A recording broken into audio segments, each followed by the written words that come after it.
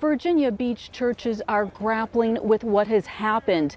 They are mourning the victims, and they're finding ways to minister to their community.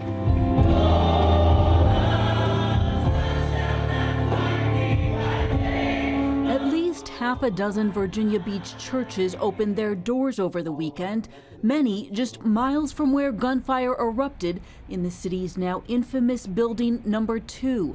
Believers here are grieving together and supporting the community. I think it's an important opportunity for people to come together and just to start the healing process. There are a lot of churches that are coming together. They're praying, they're reaching out to hurting people. I think it shows who the church really is. Churches want to offer Virginia Beach the space to grieve, to lament, and they want to honor the victims and comfort their loved ones. We want the families and friends of the victims to know that they're not being forgotten. They're not lost in a list. For Pastor Steve Lentz, the loss is personal. Victim Bert Snelling was a deacon in his church. He lived just a great, wonderful, solid Christian life, loving his wife, loving his family, being a hard worker, devoting time to his church. Snelling, the only victim not employed by the city, was a contractor applying for a building permit. He walked in the normal course of an ordinary day to get a permit, and he walked out with a permit for heaven. Those who knew Keith Cox say his faith was strong as well. He was active in his church and gifted musically. Always has been friendly, always has been kind, always has been compassionate, and just, you know, it just shakes us at the core.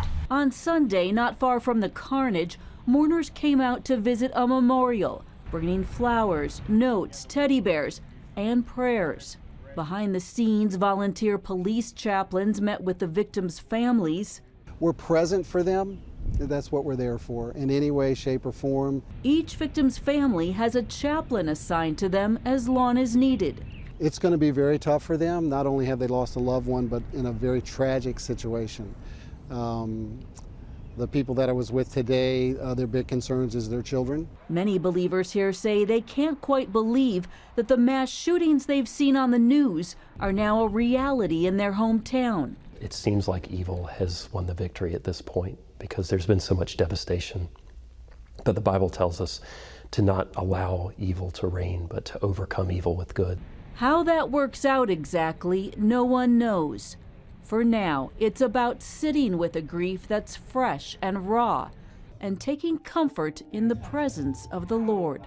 Reporting in Virginia Beach, Heather Sells, CBN News.